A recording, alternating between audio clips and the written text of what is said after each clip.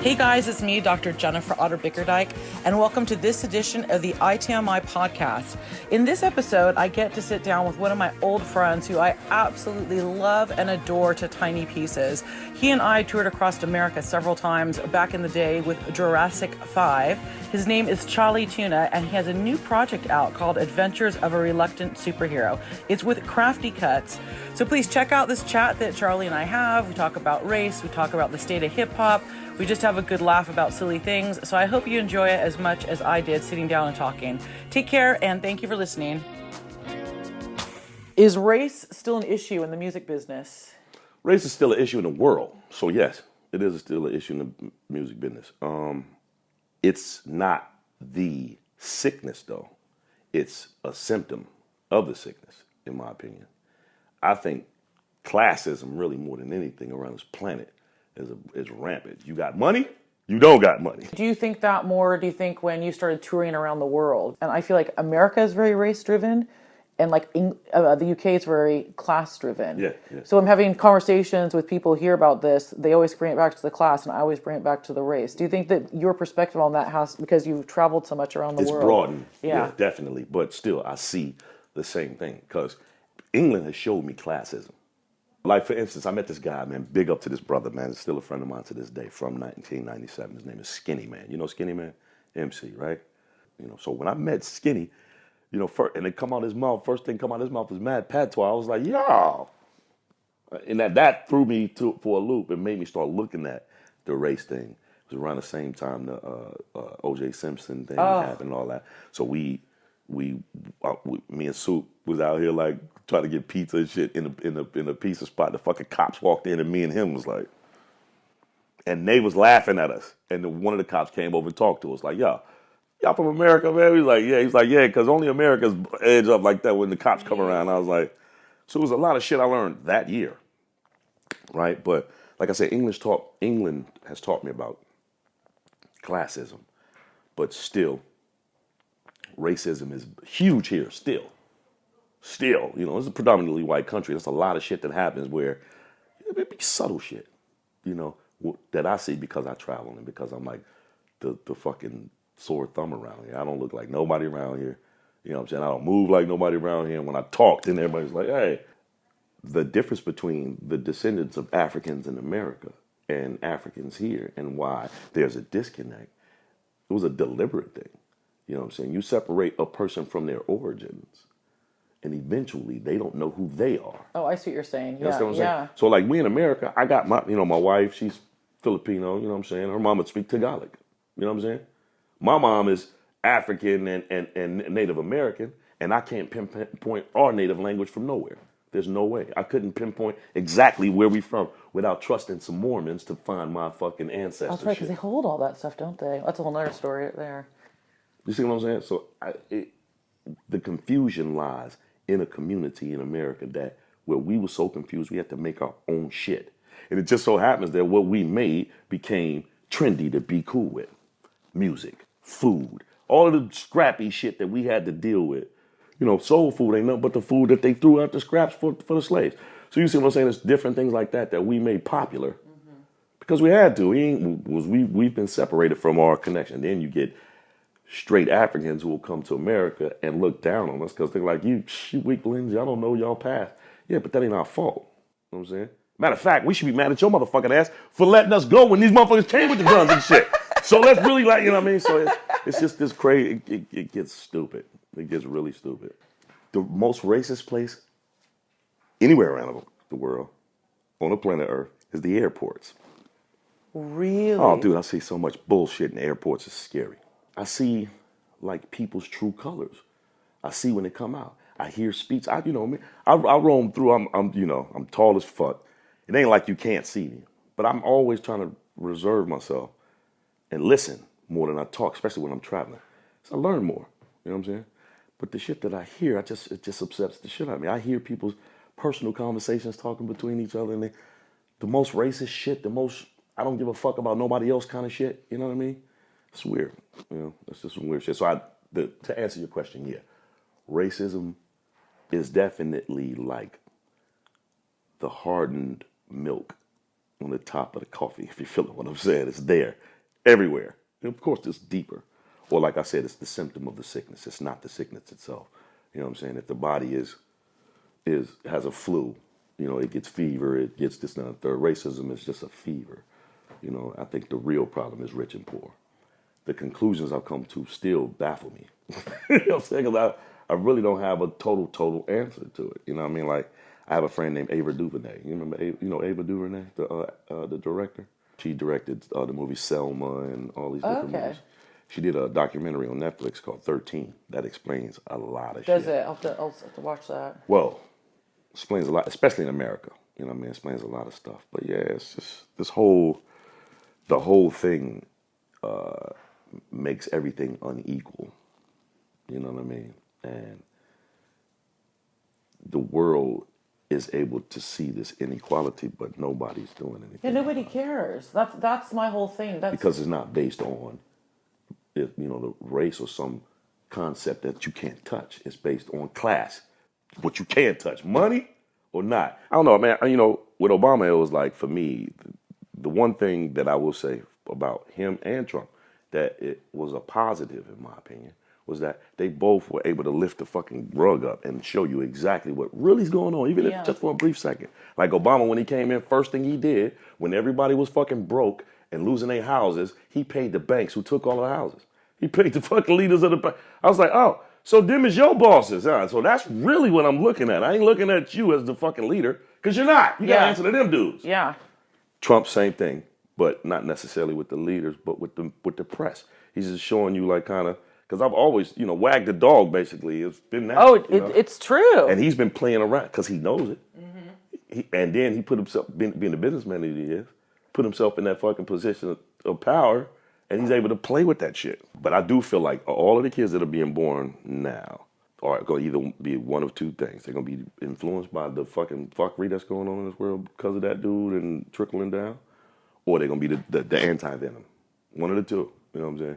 That's the only thing I can see. What inspired you to do the whole superhero thing with this new project? I came down to England one year with two DJs from Canada. They're called the Funk Hunters, right? Toured Canada, we toured the States, and we toured England and Europe. And when we were over here in England, one of the guys, his name is Nick Middleton, was telling me that this famous DJ that they looked up to since they was kids wanted to work with me. And I was like, who? And it was like, this guy's name's Krafty Kuts. And I'm like, wait a minute, I know that name. Is that the dude who did the fucking bass phenomenon back in the day? I hated that song. And I'll tell Krafty to it, he knows. Hated that. But it wasn't because the song was whack. It was because of that the dude with the deep voice, the bass phenomenon, how he looked in the video scared the shit out of me. I was like, dude, I don't watch that. So every time the video would come on, I turn the channel. Anyway, they told me Krafty wanted to do a song for me, and they had the music that he wanted to use. So I was like, let me hear it. Heard it. It's like, this is dope. Sounds Jurassic-like, you know what I mean? Went to meet him in person. Got there. Hung out with him. Dude was cool as fuck. Spent a lot of time in his nice studio, talking back and forth. We figured we'd try some shit on that beat. Try some shit. 45 minutes later, we had a song. After that, we did the song. And in the song, I say, I'm back with the miraculous Jurassic in classic fashion, but when solo, I'm a verbal assassin, right? So, did the song, released the song, got some artwork for the song. The dude who did the artwork is the illustrator for the Star Wars comics. His name is Jake the Detonator. I love that fucking guy, right? Jake, listening to that line, I said, he thought I said, instead of verbal assassin, he thought I said purple assassin. So he drew me and Krafty as superheroes. And I had this little, luchador-like mask on. I'm looking like a Mexican wrestler and shit. And, me being the artist and like a comic book head and all that, when I saw the picture, I was like, oh, that's dope. I laughed. It was cool. I was like, well, where'd you get the purple assassin from? He was like, you said that. I was like, nah, I didn't say that. I said verbal. He was like, oh, shit. He said, well, it worked out anyway. Meanwhile, did another song with Krafty with MC Dynamite for their album that also, took off kind of. But the Hands High song accompanied that song. So BBC Six picked up the song with me and Dynamite. And then they started playing the Hands High song.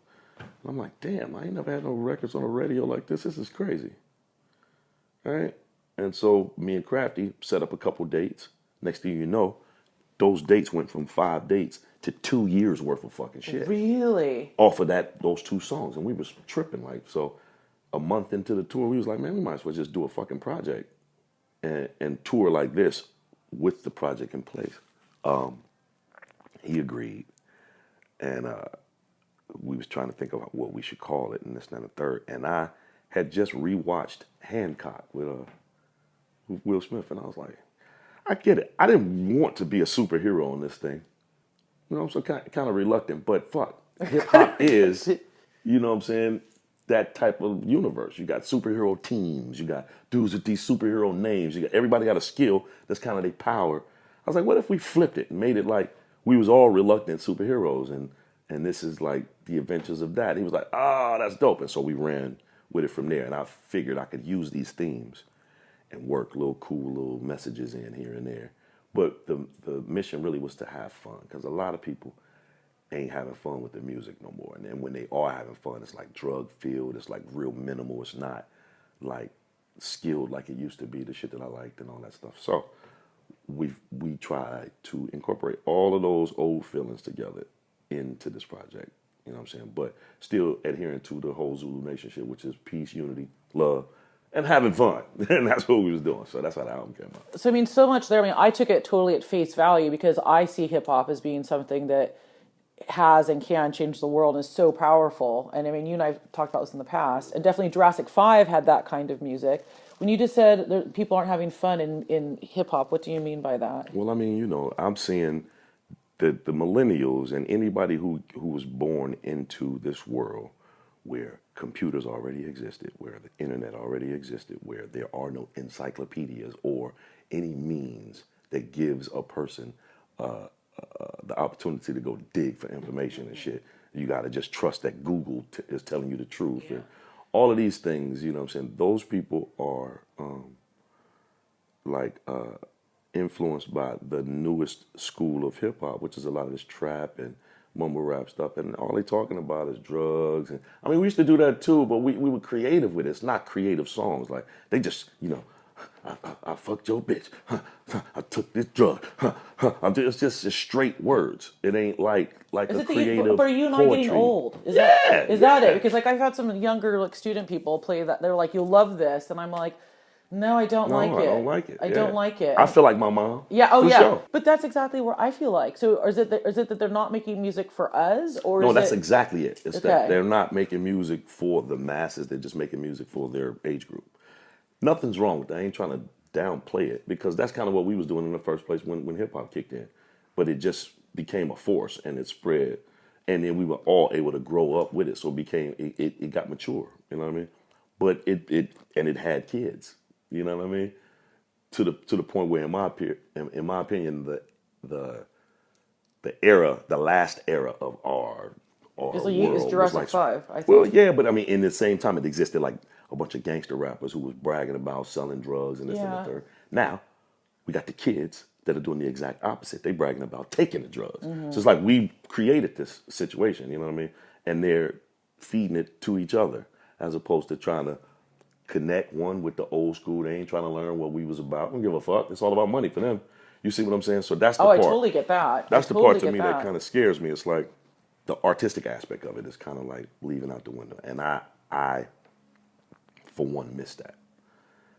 That was the one thing that I enjoyed about music, was that somebody took the time to actually be creative, to say something simple as artistic as they could. You know what I mean? It's not like that no more. So, you know, I just feel like if we can't talk and have a dialogue between our era and their era, at least let me continue to make some music that represents what we're talking about, so people can have something to look at and go, oh, okay, well, that's it. And BBC has helped to put our stuff in the midst of all of that by playing these records. So we've been getting these gigs, these festivals, with these, you know, these EDM DJs and all this stuff, and I'm just tripping like, oh man, I got to go on after that. What is the crowd like? And because Krafty Kuts is who he is, so big respect to this dude, because of the fact that he's done all this old shit, and because he was able to be the producer that he is, and and create music that is now, you know. All the music that he creates is sonically just as loud and just as clear and just as banging as all that crazy EDM shit. So we able to sit in there and still do the hip hop shit and still keep them. They like, okay, that's not what we listen to, but it's just that it blends right with it. So they just like, okay, all right. And eventually, at the end, what I've been noticing is that the majority of the people that's in the crowd that don't know who I am enjoy the skill level. And I go in the crowd and talk to Catch On. I used to do that. Dude, I've never seen anybody as incredibly skilled as you. I mean, I get that. That I enjoy. I'm like, okay, that means that I'm subtly teaching these kids that this shit exists when you probably didn't know that. You was thinking about Lil Xan and Lil whoever the hell else. I mean, but you're talking to a Chali 2na convert. I mean, to me, like, outside of Chuck D, you are like the best MC. Oh, see, you put Chuck D in there. Thank you. I feel all. I mean, I'm all like, wow. No, not about being old. I'm saying of all time. It's like, to me, like, he's the gold standard. Thank you. That's what I'm saying. Like, I look up to Chuck like, boy, you don't even understand. Chuck taught me so much. So thank you. To me, I've always said, like, I mean, goosebumps is saying that. Like, I've always said that. I'm like, the best voice, the best rapper, the best freestyler, the most creative. Like, you mean it in a very authentic way. I'm just happy that 25, damn near 30 years later, we're still doing it at this level. You know what I'm saying? So that says something on its own for me. Were you surprised, like, at this point, were you surprised at who would be your fan? Like, were you just like, oh my God, do you still get surprised now or no? Yeah, I do, still to this day, yeah. Because to be honest with you, Jen, you know how you like, I'm your favorite, this, and that. I really don't buy into none of this shit, man, like that. You're my favorite because I honestly think you're that talented, but also I know you're a beautiful person. Thank you. Like me, I appreciate that, and I'm more into trying to perfect me as a person than and I'm not trying to I've seen people close to me, people too, get overwhelmed with compliments and likes, and the next thing you know, like you said, somebody might be an asshole or somebody might. I've seen that change people. And I don't want to be that dude at all. So I'm going to continue on as if I believe everything about my hype, but I'm not that. I don't give a fuck about it like that. Like today, if this stopped, I'd be quick to go get just a regular job. Like, fuck it. You know what I mean? And understanding that within them 25 years, I've done some shit that I've never thought I could even accomplish. Mm-hmm. You know what I mean? So, I don't know. I think I'm able to keep my 10 toes on the ground because of that. Who do you think are some of the most underrated people in hip hop? DJ Quick is one. Really? I think so. A lot of people, when they talk about producers and the greatest producers who are like also artists and this and the third, nobody say his name. That shit irritates me. Him and Curtis Blow. Nobody says those two dudes' names. Don't. Curtis Blow used to produce damn near everything he did and other groups. You know what I'm saying? And nobody even talk about that. You know what I mean? So I think them two dudes are definitely underrated. Who else? Underrated. Is there anyone right now that's current and newish that you're like, okay, this person's someone that I like and respect? Yeah, I mean, but these are like peers of mine too. Like my brother Planet Asia, MC Supernatural, he's still going. Yeah. Oh, Supernatural, what's he doing? Still going. And he makes music now too. He ain't just rapping. His music is amazing. Painting. What's going on with the art stuff? Well, hip hop was introduced to me through graffiti. So I'm a graffiti artist first before any of this music shit. The music shit I kind of stumbled on it, and I'm happy that it worked. That being said, I was using my art skills to relax and just get away from it all when I got off tour at first. But I accumulated so much shit, I just finally said, I'm going to go ahead and do an art exhibit. And then when I did the exhibit, I did it in a place where it was like maybe 150 people can fit in. It was like 500 people there. Oh my God, Charlie. Sold a couple paintings, and I was like, dude, I'm tripping. What I need to do is go back to my first love. So I've been painting like crazy. And I've been able to do I've been doing I did an art tour last year. So cool. I did 8 cities, and we would get there, set up. A couple of the cities I was able to perform at the cool. thing, but for the most part, they were art exhibits. And we sold a lot of stuff. Really? Yeah, this may be my retirement plan. That is so cool. That is so cool. What are the things that you find yourself being inspired about to paint that you're not singing about, or are they the same two things? Well, I've always used painting. All these outlets is like social commentary, so to speak. So some of my paintings do that. You know what I mean? Like I got a painting called Child Soldiers. It's basically these two kids. You can tell they're Africans, right? But the background is not Africa. And that was on purpose. I wanted you to look at the picture and think, damn, this could happen anywhere. So I've been doing stuff like that. And like I said, I got family in Jamaica now, and I've been learning a lot of stuff, just traveling, asking questions, like one of my family members, he's like a super Rastafarian, so we was like really talking about a lot of stuff and just about what they call liberty, like the way of life for Rasta. Liberty. A lot of it's just the way of life, basically, is what that word means. And a lot of their customs come from the sadhu monks in India. I didn't even realize that. Really? Yeah. Rastafarianism. Yeah. So the sadhus were like they still are dreaded dudes. They give up all of their worldly possessions. They live on the Ganges River. Think about that for a second. That's where the word ganja comes from. They smoke, and it's their sacrament. They send up there. All of that came from those guys, and the connection between Jamaica and India was the trade, the spice trade. You know what I'm saying? Because my cousins in Jamaica, they're distant families from Sri Lanka.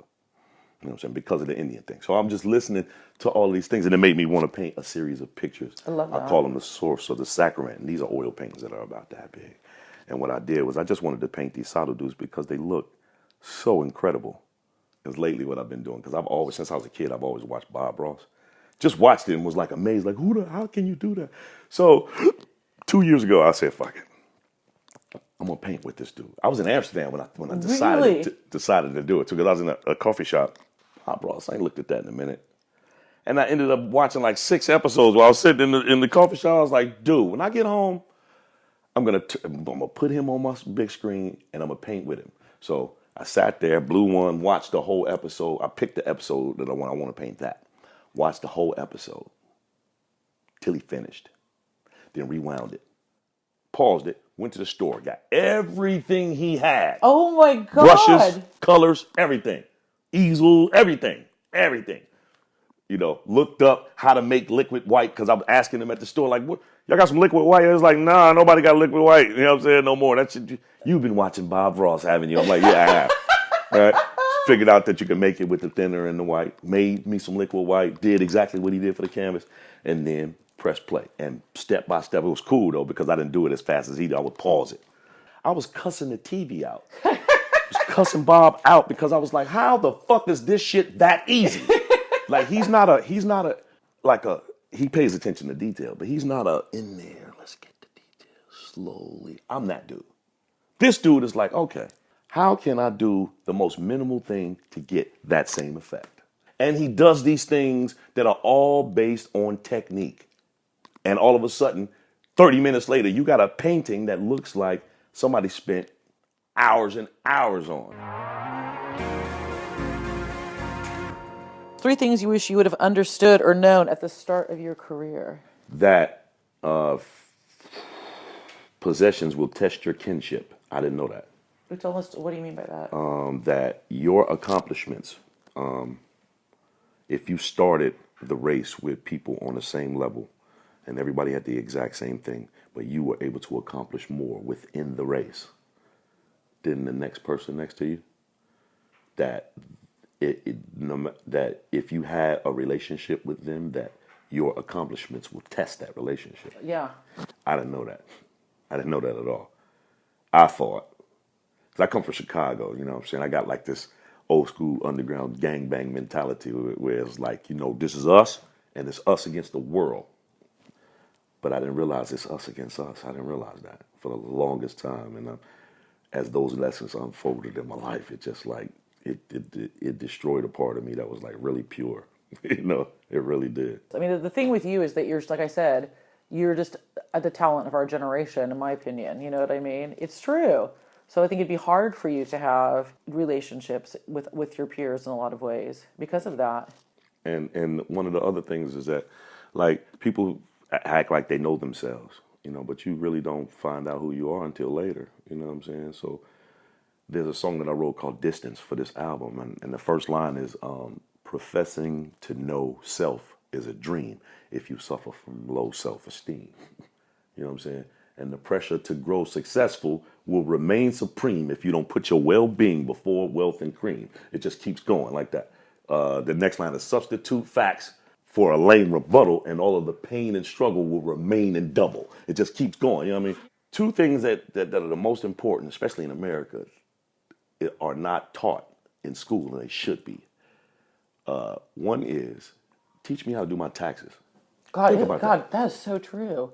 I have to go to an accountant. I still don't know. Are you the same? I mean, especially with all your stuff. I know how to do it because before the music business took off, I was going to take a class in doing it so that I would never be behind if I was late or anything like that. So I learned how to do it, but like you said, taking on all this other shit, it just was like, whoa, I need somebody to help me. What about saving for retirement? Yeah, I think that's an important one that they don't push enough. I think that's an important one too. Yeah. But I also got in contact with myself, and a lot of people that are around me are just passing away left and right. Really? Yeah. Oh, Troy, I don't like to hear that. It's true. A friend of mine named Dave New York just died. And here's the thing, it's crazy. I've been touring for the past 12 years. It seems like every time I leave the States or leave for a long period of time to tour, somebody dies. And it's crazy. So this last tour, a friend of mine, Dave New York, Dave Tobin, rest in peace, he just passed away. And this is a good guy. This guy, Jay Dilla introduced me to him. Oh, God. Good guy. He owned a car rental place, and all of the rappers used to go to. And he took when Dilla got sick, dropped everything, made sure he took care of this man. I mean, he was a good guy. Newmark grew up with him in the same apartment building in the Valley. Just good, all around guy. And that was it. What happened? He was he was on at some show. I seen him. 2 days later on Facebook, he's in a hospital, laid up, tubes all in him, talking about his kidney is failing. Oh my God. Then a week later, he died. You know what I'm saying? So, saying all that, I'm saying, in the midst of it all, live. So I'm like, okay, put some up for my son if I can, but I'm about to live. I'm not finna just sit up here and be like, hoarding and what the fuck, I can't take none of this shit with me, so why not have fun with it now? Make sure that my wife is happy. Make sure that my mom is happy. Make sure everybody's happy. You know what I'm saying? Like, I pray every day that I can, use these talents that I've been blessed with to successfully take care of my family. It's just simple. You know what I mean? So, yeah. What has been the most challenging aspect of your career so far? I think the most challenging aspect of my career has been trying to do the best that I could to keep a group together. That's been the hardest thing. It's like, it's hard, a lot of people on different pages, and, maybe we got one common thread, and that particular common thread is just that, a thread, and not something that's solid that'll keep us together, It's just been hard. That has been the challenge of my existence, you know what I mean? Because, it's perspectives. My father used to tell me, like, okay, boy, I'm on the other side of the table. Look at that glass and explain it to me. Describe it to me. And I would do it. And then he would describe it to me with a different description. And he was like, you understand that, right? We ain't going to see the same.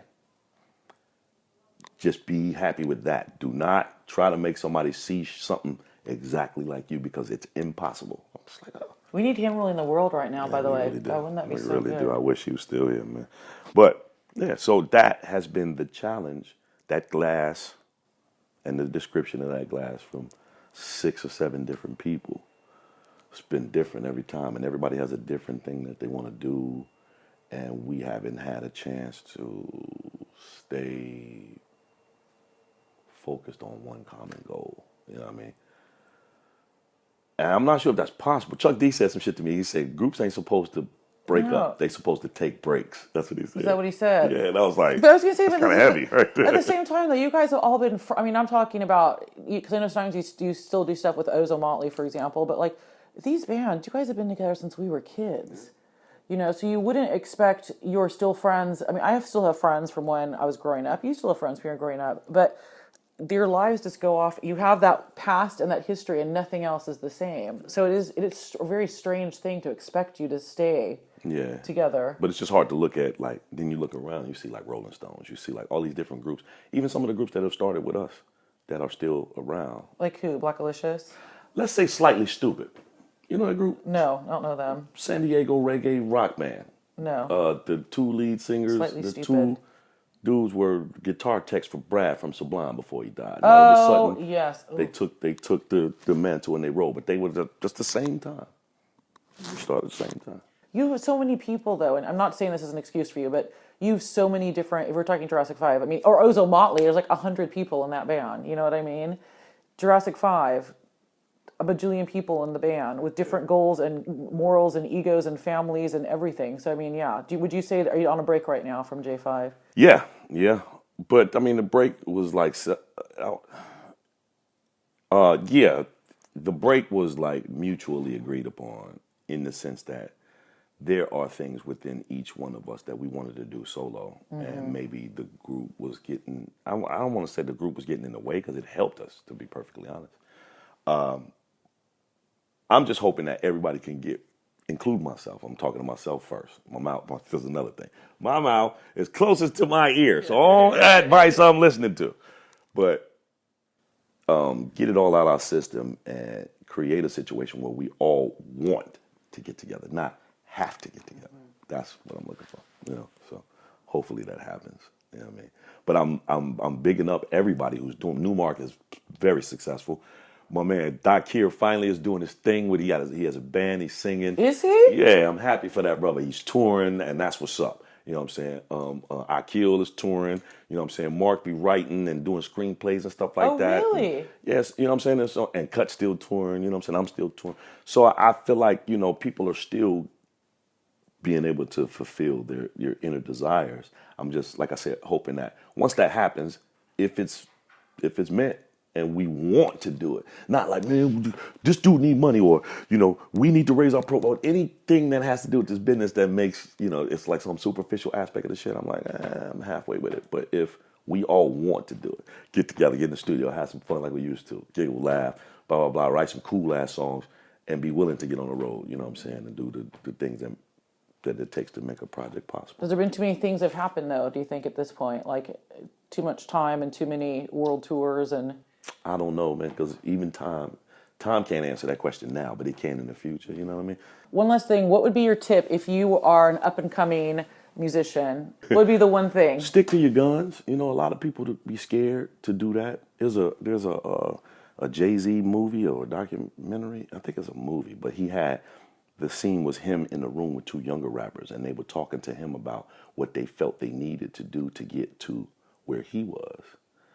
I thought this was the most ironic conversation because Jay-Z in his career has personified a lot of dark things, and these kids were telling him that they thought that they had to do those things too in order to get to where he was. Really? And he was telling them, yo, I already did that.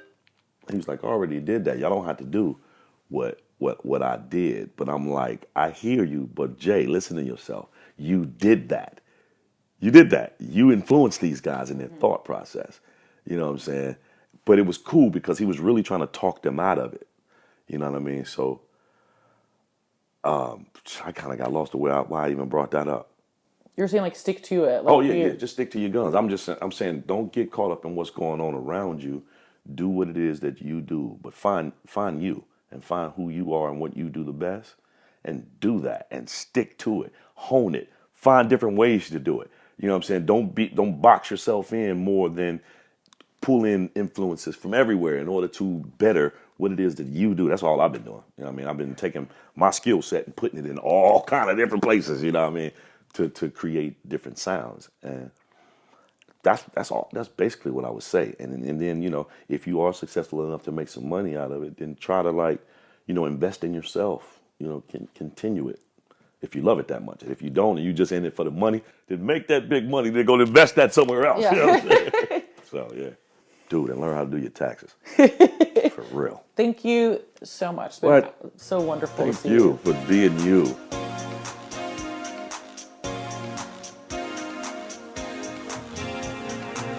Thanks for listening to this episode of the ITMI podcast. If you enjoyed the podcast, don't forget to subscribe, like, give us 5 stars, share with your friends, share with your enemies. We're available on all platforms, including SoundCloud and YouTube.